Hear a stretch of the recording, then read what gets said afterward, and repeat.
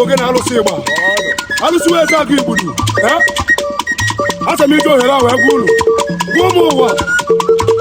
Ụmụ ụwa gbara gburugburu. Gwa na abụ m ezigbote wee eze aka igbudu. Eze aka igbudu be anyị.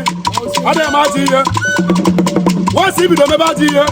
Onye ọ na-eri. Ị na-eme dibịa.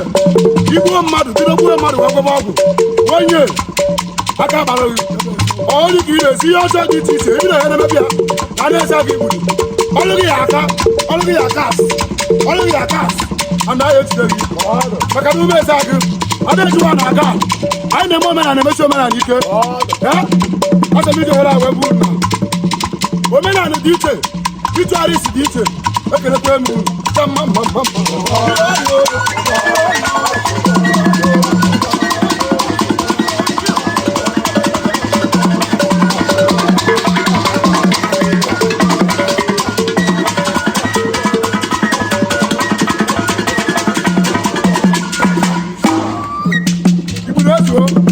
Exactly.